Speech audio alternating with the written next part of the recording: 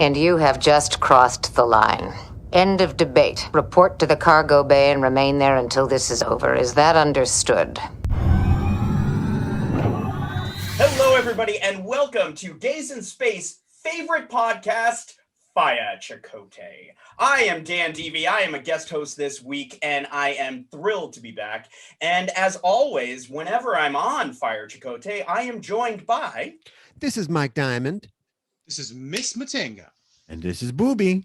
And Kiana, as you said it, this is Fire Chakotay, and we are moving full steam ahead into season 6 of Star Trek Voyager. Ooh. Yes. Ooh.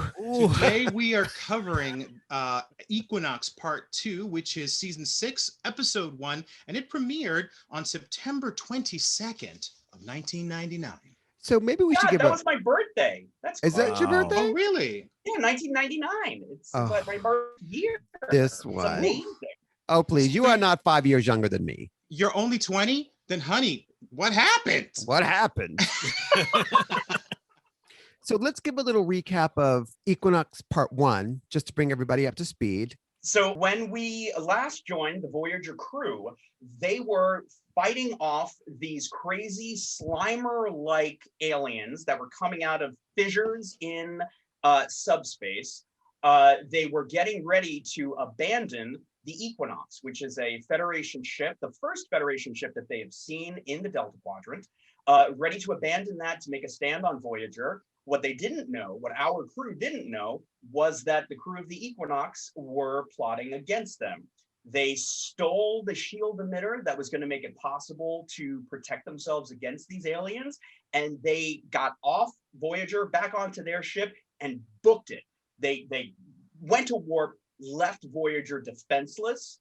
The aliens are coming through those fissures. They're touching people. People are desiccating. And the last shot we see is Captain Janeway jumping back after having been touched by one of these aliens. But that's her standard move anytime anyone touches her. She just like falls prone on the floor.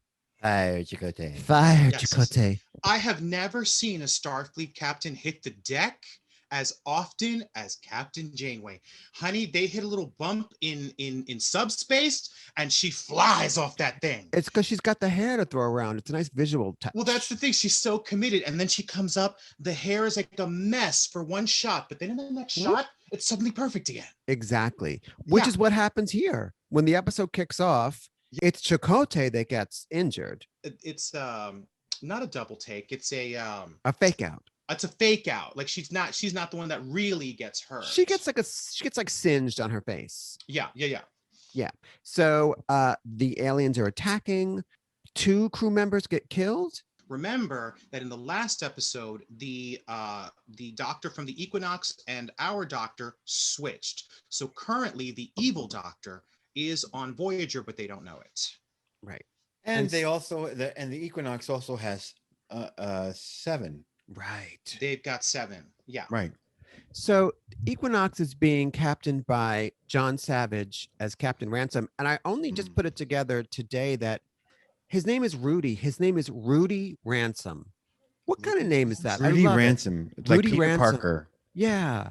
It's a great name. So when we first see Rudy Ransom, is that when he's in his little synergetic holodeck earpiece thing? Vision. He's in a mini holodeck on a Qatarian beach.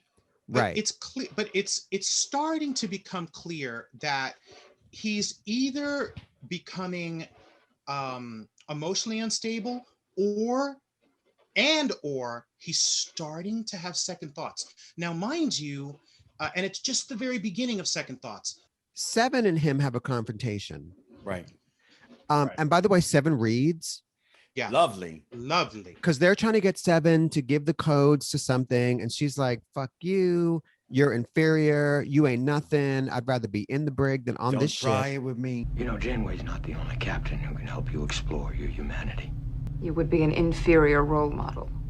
She's so brilliant that she encoded their warp drive with a lock so that they can't go to warp. They can't use their technology right now. So he says, give up the codes, or I'm going to have the doctor subtract them. Of course, the doctor's like, I'll never do that. But he removes the doctor's ethical subroutine.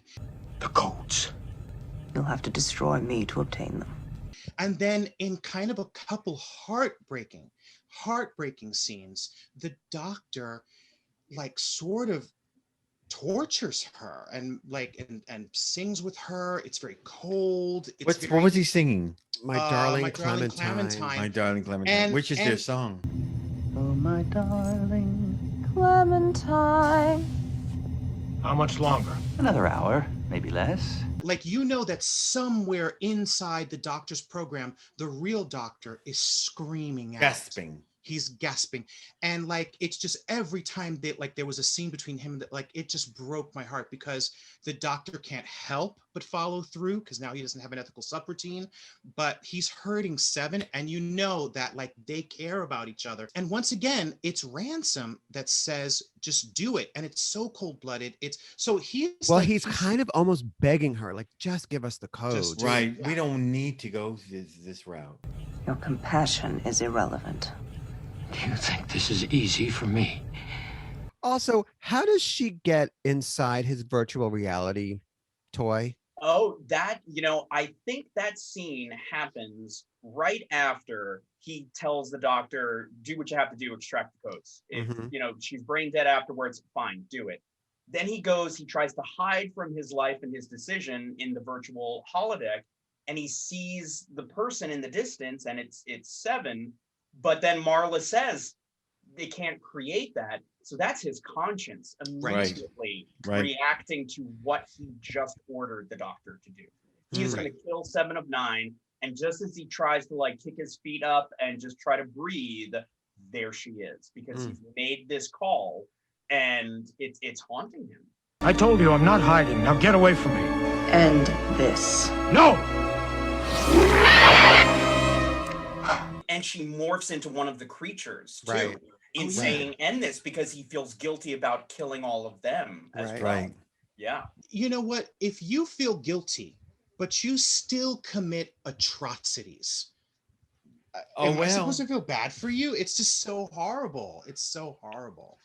Yeah, I felt like because in the first part, Ransom never questions himself. He never questions what he's done. He never questions what he has to do. But after he succeeds in stealing the emitter, getting it back onto the Equinox, as soon as the opposition is gone, because the aliens can't get to him anymore, so he's not under constant attack anymore. And he justified his actions by saying, you try being under constant attack, you try having a crew that's starving, and then you tell me you wouldn't do what I did. And then as soon as he has what Janeway had, security, safety, his crew was alive, they were being fed, he starts to think, what the hell have I done? Oh my God. As soon as that pressure is lifted, suddenly we start to see the Starfleet officer slowly reemerge, which I think is the best thing about that character's arc. That's what had to happen to reclaim himself. It's kind of gradual. Kind of, but and similarly, the same thing is playing out in reverse on Voyager. Kathy, although Kathy tends to go off the deep end, Kathy goes full Ellen Ripley. She's hardcore. She's like, you're damn right, I'm angry. Yeah. She's being forceful. She's playing hardball. She's making decisions that are shaky ethically, and one or two that are downright that have Chakotay actually about to mutiny on her. It was a calculated risk and I took it. It was a bad call. I'll note your objection in my log. I don't give a damn about your log. So in a way, it's playing out on Voyager in reverse. So what he said to her, your people have food, they can take a shower, you have safety. What would your decisions be if you didn't? And she kind of goes in the other direction. But I have to say that as much as we all love Catherine's been known to go off the deep end. Mm-hmm. You know, she can't see the forest for the trees. But keep in mind, they took 7. Okay. She's not her daughter. She's not going to rest until she gets her daughter back. Chakotay calls her on it a few times about what are you doing? Why are you acting this way? You want some advice? And she's like, you know what, bitch? Know your place, earn your spot. Okay. Yes. Yes. Know your place. Very ballroom. She's like, Yes. know your place, earn your spot. Right now, it's chopped. And Right. she chops him. And later on, she actually removes him from duty. This isn't about rules and regulations. It's about right and wrong. You're hereby relieved of duty until further notice. She wants to get Seven back. She feels burnt because handsome Rudy Ransom got over on her. She's obsessed. She's definitely obsessed. Before we leave the topic of Seven, I want to say she never backs down, not to Ransom's face, not when she's on the table, and not when she's talking to creepy second in command. What's his name? Burke. Hey. Nah, I don't like him. Y'all should have listened to me before. He's over. He's not over. Well, but Burke, with that creepy stalker voice. Who actually, he's the one who actually turns out to truly be morally corrupt. Evil. And I love that Seven was not having it from him at all. That was a joke. You're supposed to smile, make a witty retort. I'm familiar with human banter. Yours is crude and predictable. She's trying to get him. He's trying to take off before she can do so. She's losing her mind. She fires Chakotay, and she threatens Tuvok too at one point. Yes, which was really that moment when you think like, all right, you know what? Chakotay, he was Maquis. So he has, there's a history of him and Catherine not seeing eye to eye. Right. And so you could kind of, it was a big move. It was a big surprising move. But for her to follow it up with, I've already relieved my first officer. Do you want to join him to Tuvok, who has been her confidant, her sounding board for years before Voyager even happened? That was a real moment where I think the audience had to say, whoa, she's unhinged. Really losing it. Your behavior is irrational. We could find another solution. I've already confined my first officer to quarters. Would you like to join him? Well, we understand that she's very angry. She's very angry that Ransom has betrayed his oath and that he has been, sacrificing these life forms for his own purposes. And I wonder if part of her anger was that he was doing everything he could to get his crew home. And if that made her feel like, you know what, I'm not. I won't do things like that. Right. But I need to get my crew home. I wonder how unnerved she was by having to see a human being do what was necessary to get the crew home the fastest and have her have to deal with the fact that I'm unwilling to do that. If it gave her any kind of, just angst about, I keep, ruining these people's lives. We're stuck out here. If I was like this guy, we could be home next week. She's becoming like that guy in the same way that they have Seven captive. Eventually they get Officer Lessing from the Equinox captive, and she's threatening to torture him. Ransom status now. No way in hell. We all make our own hell, Mr. Lessing. I hope you enjoy yours. She's going to expose him to the alien. I don't think she meant to kill him, but like scar him a little if she had to. You know what I mean? Like I really, and Chakotay is gagged. He's gagged. What are you doing? Aren't you listening? Don't do this. He'll break. Put up the shields. He'll break. Captain! As you were. The other little B storyline is the entire episode, Chakotay is trying to convince the captain to find the Ankari because maybe there is a chance that the Ankari can communicate with these aliens and be reasoned with. And they could reach a détente. They could actually fix this through negotiation. And then in that moment, she says, yeah, I'll give you ransom. And she means it. Like she knows that they'll kill him. And I just think, wow, like that's the choice, Kathy, and Tuvok is in the back just glaring at her like, what are you saying? And but that's when she threatens to confine him to quarters. Yeah. Yes. So evil doctor is on Voyager pretending to be good doctor. Right. Good doctor is on Equinox with his ethical subroutine shut off and singing to Seven as he's very slowly taking her little brain piece out. In like a really cold, harsh way. Ransom is tripping on his virtual reality thing. The true villain, as I said before, yes, is Ray Romano's brother, Burke.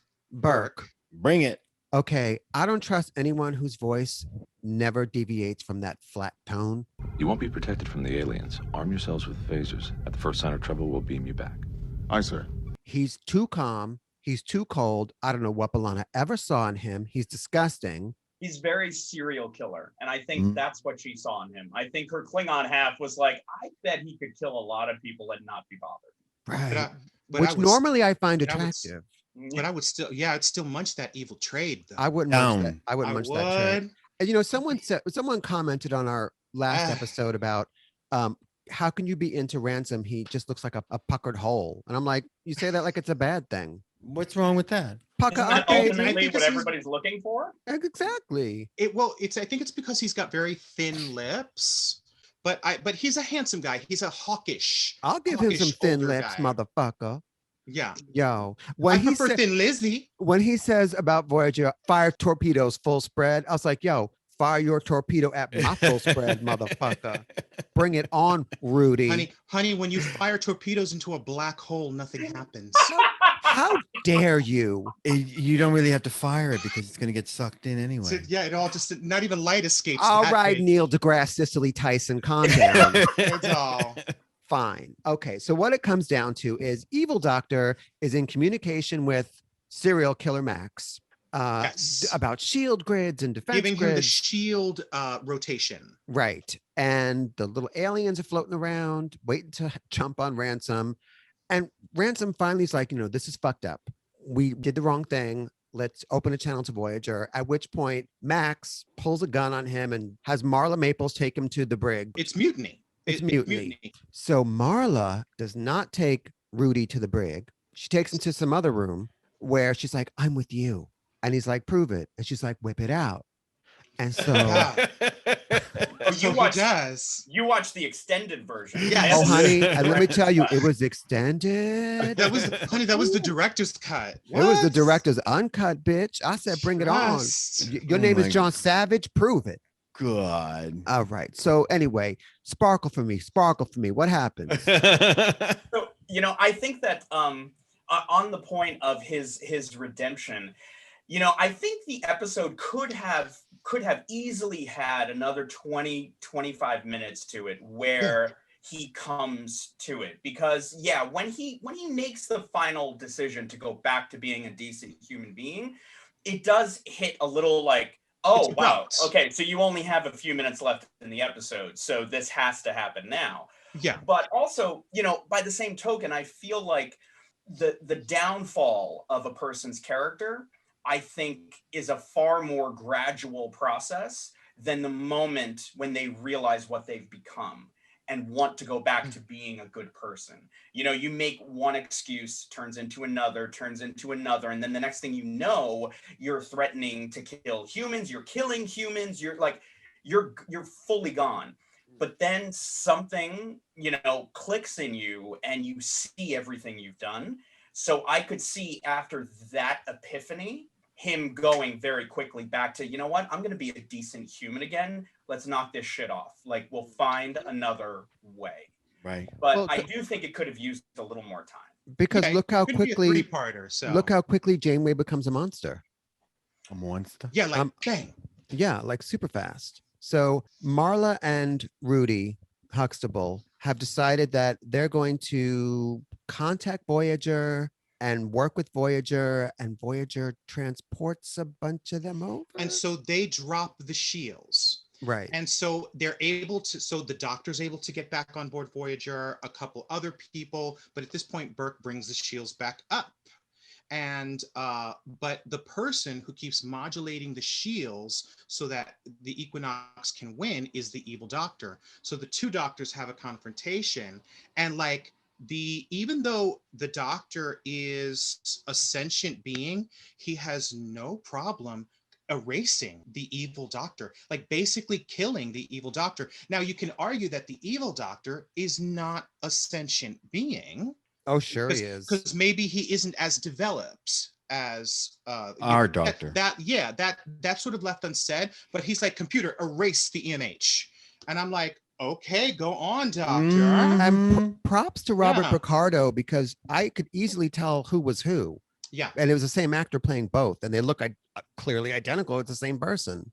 Well, So yeah, props to him. Fabulous. I loved when the face-off begins, the evil doctor starts to say, if you take one step, I have planted bombs throughout. And the doctor's like, oh, erase his program. And just like cuts him off. Like, you ain't scared. My sick bay. Right. Yeah, my sick bay.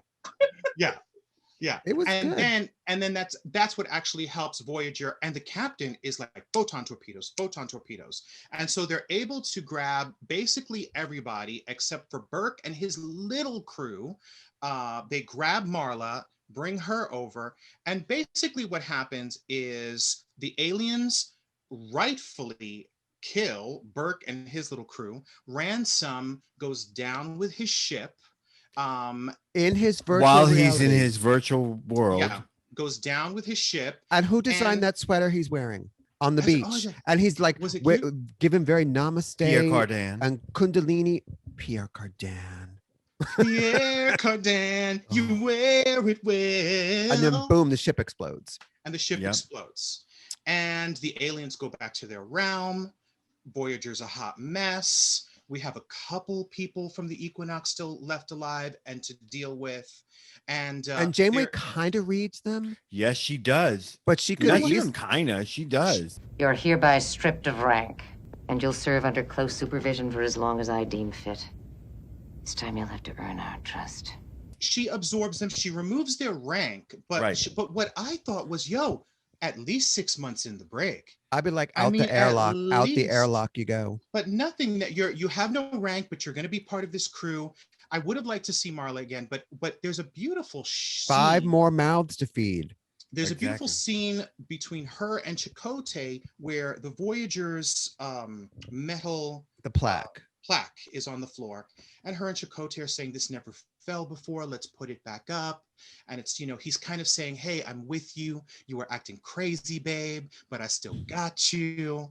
And, let's put this back up. Our family is whole. And he puts it up on the wall, but they go back to Captain Janeway's face, and she's clearly troubled, but not troubled at what transpired, troubled at her own actions. Right. You can tell, like, the look on her face is like, yo, I went there. What in me allowed me to go there? And I thought it was a really powerful piece of acting there. Like, she just didn't slough it off that she acted this way. She knows she messed up. Mm-hmm. And, I got a different interpretation. So, because right before they pick up that plaque, they kind of try to be friendly again. And Chakotay's like, Neelix is throwing a party. I'll bring the salad. And she's like, I'll bring the croutons. Neelix is organizing a potluck. Will I see you there? I'm replicating the salad. I'll bring the croutons. I think in the end, she's reflecting on the fact that, like, I have to replicate some fucking croutons. And it's weighing on her. It's weighing on her. Well, the last time she brought the potato salad with the raisins, and everyone was like, Kathy, that's not how you make potato salad. Where's your pecan pie? Why are there apples in this potato salad? Kathy, come on. So and of course, Seven and the doctor make up, because Seven's like, you were altered, you didn't know what you were doing, but also you were off key. Right. But she says that to kind of calm him down and say, hey, you're still my friend. I still care about you. But when I wake up from regeneration, we're going to add some security to your subroutines, babe. Yeah. So that you can't be manipulated this way. And I thought, that's so smart. Why hadn't they done this before? You were off key.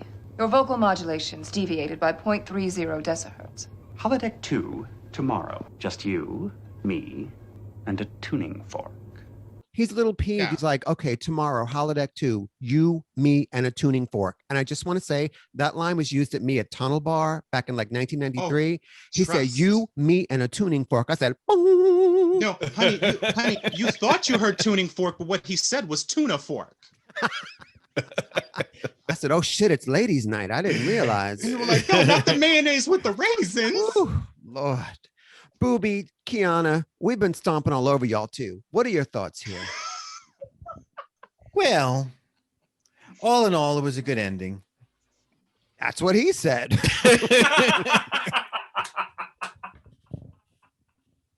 Well, I thought I've been listening to. Have you guys listened to the Janeway autobiography as read by Kate Mulgrew yet? No. Oh my God, no! But now I have to. I must. You have to. It is so good. It gives like the story of Janeway's life all the way up to and past Voyager. And so I've been on these trips we've been taking to Philly and back and whatever, we've been listening to this audiobook. And one of the things that Janeway talks a lot about is how alone she felt those 7 years. She talks so much about the fact that she could never be in a relationship with anyone because she's the captain. She was so determined to be the perfect Starfleet captain that the rest of her self was put to the side. So I think at the end of this episode, she realizes, like you said, she realizes, wow, I went there, I fucked up bad. Yeah. But I can't admit that to my crew. Who's going to follow a captain who comes back and says, my bad, everybody. Yeah, I went a little crazy, but next time I'll listen to you. It's like she doesn't have the luxury of doing what she really wanted to do, I think, which was apologize and own up to like, wow, I should not have, but she's the captain. The captain don't do that. Can't show weakness. She could have with Chakotay and Tuvok. Yeah, she with could those have. with those two maybe, but also she's a complicated chick, and you also have to remember like. And by the way, complicated women love being called chicks. Yes, and I love being called a chick, and called a bird, but like heavy are the shoulders of command, and remember, like even Patrick Stewart wouldn't have gotten any if he hadn't gone to Risa and hooked up with Vash. You know, I mean, it's like that's the one person on the ship that don't get none. Because if you complicate that, actually, there's that one episode of Next Gen where he does like one of his crew members. And so then it's like, it gets very complicated. Oh, it's the one with him and Wesley. The one very with Wesley. Controversial. Yes. The only captain that was getting some was Cisco. Not true. You know? And finally, Jake was like, Dad. No, not true. Not true, not true. Leave not true. Nog alone, Dad. Leave Nog alone. Honey, you want to get into some noggin? No, Honey. But here's the thing. Oh my God. What are those? Is that a dozen eggs? Eggnog? No. Oh, it's not just for the holidays. Listen, Janeway did get some. She got salamander dick from Tom Paris. That's right. Okay. There was an episode where Chakotay builds her a wooden bathtub on a planet. Right, but And he you- ain't give her nothing. I think he showed her his feather technique. I really do. Yeah. Really? I think he dipped a toe in, and I don't mean that bathtub. Right. And you don't mean a toe. No, I don't. Also, there's the guy from Fairhaven. The guy from Fairhaven, which I can't wait to get to that episode. Right. And also, there's that episode, it's a double thing where they're like kind of brainwashed into being workers, and she's like, she hooks up with the guy. right, with that guy. The older guy. So listen, that's 4 times she got laid in 7 years, which is better than my record. 4 times in 7 years, honey. Bitch, honey. do you know how long it's been? For you? For me? A long time, girl. Aside from that stalker who needs to stop calling me. I don't see you as a sexual being. Oh, thank you. No, honestly, I mean, thank you. But you know that Bible thumping carpenter stalker that I have. Right. He needs to leave me alone, girl. Is he still stalking you? Yes, it's to the point where like I'm afraid to answer the phone. Dan, you should dress as an Amish woman and well, you bake can't some see what I'm homemade wearing bread for below. him. Make some friendship bread. Yeah, and invite him into your home. And bisexual. Yeah, girl, the pickings are slim. Yeah, real slim. And that's what you get for being all sexy with someone who comes to the house to fix a heater. I can't help it. And trying to have fun with and now you've got this dude stalking you. And I noticed I keep finding he left tools around the house. Kathy, you don't see the forest for the trees. All right, listen, we're getting way off track. The point is, Amish? It's a 71-year-old Amish bisexual man. Well, he's a born again Christian. He's dying for a little diamond in his life. Oh yes, because honey, he saw it in the flesh. You never seen Honey. a beautiful woman before? Oh, I understand it. I just wanted to really like point out all the steps there. And Like, he's like, yeah. yo, I'm gonna Does he turn have that a into a buggy? blood diamond. Does he have a buggy? Like a little Well, horse I and buggy? didn't take a comb through his pubes, so I can't answer that. But I'm assuming something, for God's sakes. I'll have to go to Guys, CVS, get some hydrocortisone. I don't know. That was today's NFSW episode of Fire. Whatever. The truth is the truth. He's called me like every fucking day. Ugh. But I do want to say that this was one of the more exemplary episodes. And I do feel playful when he does call. And I've had stalkers before. You know, several. One of them I didn't sleep with. Videos and nasty. But I didn't sleep with that one. Anyway. No, misunderstood did. Yes. She slept with your stalker. Yes, she did, and said he had one testicle. But my other stalker. Talk about sci-fi. Ooh. Okay, so listen. Let's get back to Voyager. Star Trek Voyager. So Today- season 6 has kicked off with a bang, I think. With a bang. I'll say. It had action. It had character development. It had B'Elanna Drama. somewhere. B'Elanna? And mercifully, really no Neelix. Thank God. Oh. One scene. Yeah, because he's a captain. I found the mobile emitter. Bring it to sickbay. She's the captain. Don't tell her what to do. Neelix. Anyway, I thought it was a good episode. On a scale of 1 to 5 BLTs, I'm going to hold the mayo and give it 3. Yeah, I'm going to give it 3. Not as good as the first outing, but solid. And I love seeing Kate Mulgrew go insane. It's fantastic. The first episode is a bit tighter, but I agree with you. Still a rousing episode. I'm gonna give it 3.5 Leo LaRue. I think that the first episode, generally with Star Trek two-parters, the first one is usually better because they can take their time, and then they get to the second part and they're like, oh crap, we gotta wrap this up. Because other than DS9, they only get two-parters. Like you can't do a 3-parter or a 4.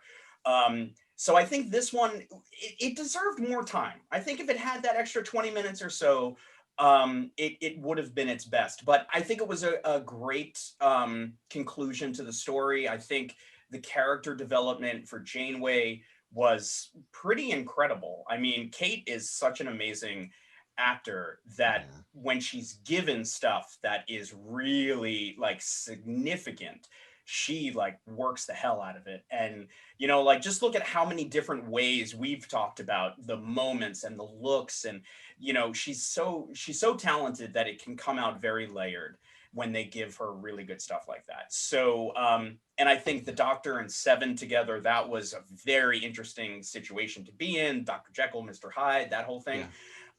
So I think I am going to have to say I would give it 3.5 Rudy Ransoms.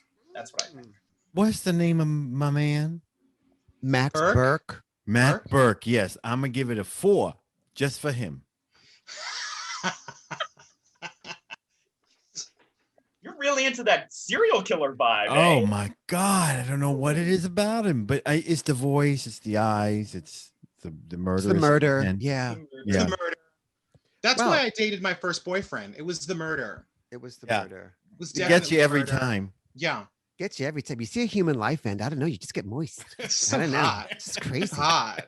So roughly this comes out to like a 3.75 episode. A very good episode. Yeah, definitely. Dan, you made a point last episode that this would have been great as a mini movie, the 2 parts. I completely agree with that. And it did have a continuous flow that worked. And I wonder if there are deleted scenes. Like you said, it could have used another 20 minutes. I wonder if there are deleted scenes. Like bloopers? Oh, probably. Well, no, I'm about bloopers. Like the Slimers falling or something. Who knows? Also, the aliens never get a name other than the aliens, right? No. They're just no. They Only the Ankari get a name. Yeah, the Ankari. They're the good spirits of the something. Ankari, or something like that. They started to remind me of that cereal Blueberry. They started to look like the little ghost from Blueberry cereal. Yeah. Well, anyway, you've been listening to Fire Chakotay, and we want to give a special shout out and thank you to the always fabulous, always punctual Dan Deevy of Gaaays in Space. Thank you guys so much. Love it, love it, love it. Can we also give a little love for the new t-shirt you guys sent me? All right. Hello. Oh, you're looking. Design. You wear it well. What is happening? It's getting So- all... That is the design called Janeway is Twisted. And she was quite twisted in this episode. She was. That's Janeway is Twisted, from our hearts to yours, and also available on our merch shop. Links in the description and other places like that. Dan, how can people find out more about Gaaays in Space? I'm turning into Ethel Merman. You can find us on all of the social medias at Gaaays in Space, 3 A's in Gaaays, 3 A's in Space, and our website, Gaaays in Space, 3A's.org. Fantastic. Oh, and YouTube. Our YouTube channel has been growing, and this coming... I saw you've been putting up like your Trekkie feud, and I've seen you've been putting those up. Yes, I love it. Yeah, I love it. So those are going up, and we're doing a premiere on this Saturday of the Michael Dorn night, which I finally finished editing, and I think it's our best virtual celebration that we've done. So yeah, super excited for people to be able to see that. And we've got actually the Voyager documentary crew. They're going to be on Gaaays in Space in March. Oh, so we could ask them, because part of what they're doing, it's the same team that did the DS9 doc. So part of what they're doing is upgrading Voyager footage to HD quality. Oh, fantastic. Oh, wow. So they're going through the vaults. You know, we thought this episode should have been a little longer. Was there more to it, cut scenes and whatever? Because they have access to all that. Dan, have you heard the rumor? There's a little rumor out there in the Trekverse that Captain Archer is going to be on Picard. But wouldn't he be like 150? He would be like, oh God, he'd be older than that. He'd be 200 and... He'd be like 300. Like, yeah. He was... But have you heard that rumor? That they're saying somehow. That I've time warp. I've seen the Archer rumor. I've heard the Cisco rumor. Well, so what I heard, I don't know if it was the same site, is that Ann Archer is going to be on an episode of Picard. Oh my God. Yes, I know, right? And I heard they're bringing Eve Arden back to life. And Ann Baxter. Yeah. And Ann Baxter for one very special and bitchy episode of Picard. Our reanimated Miss Brooks. I can't wait. It's going to be amazing. Okay. You've been listening to Fire Chakotay. This is Mike Diamond. This is Miss Matinga. This is Booby. And I'm Dan Deevy of Gaaays in Space. Woo! Woo! Woo! Want to wrap that up one more time? Okay. Huh, how many dates have I said that on? None. Excuse me. Oh, you raw dog walking petri dish, bitch. My fist does not need a condom. Oh. No, but it's gonna need some fucking betadine. Some lava soap, maybe. Bitch. Okay, let's wrap that up one more time, just for continuity's sake. Oh, by the way, Dan, you know, so the Voyager documentary, I did think, maybe sounds awesome. I was like, maybe I should do a sizzle reel like you recommended. My fingers hurt so badly that I can't take on anything extra. Not only is my finger cracked, suddenly my other hand is starting to hurt. I've been spending so much time on the computer, I just can't anymore. Wow. So if these you could folks, be giving yourself carpal tunnel from repetitive motion injuries. I think, because usually my repetitive motion is this, but whoever these people are doing this documentary, if they want to call me or like follow me on Insta or like just, listen to one of our episodes, I'm sure they have a lot of free time to kill. They are more than welcome to do so. They're only actually employed and doing something like, important. I'm doing important shit. Did I tell you I got a stalker? That's pretty important. That's real. Do you know what the fucked up thing though is? What? Is it a fact that any kind of male attention is better than no male attention? Because I don't know. No, man. that's not true. No. Easy for you, Booby. You got a man. Kiana, you got a man. But still, when I was alone, Wonder Woman. Go ahead. When you were alone, I didn't want just any dick. But you took any dick. Boom. Somehow you ended up with Andy Dick for like a week. I don't know how. who also has been on Star Trek. So it all comes full circle. 7 degrees. Or 7 6 degrees, honey. 6, 7, whatever it takes. Okay, let's wrap this up, shall we? Somebody, Matinga, you look frozen. He's frozen. Shit. Oh, I guess in the ending we got is the ending we got. All right, well. Or she's just like, she's over me, honey. She looks so sad. I know. Oh.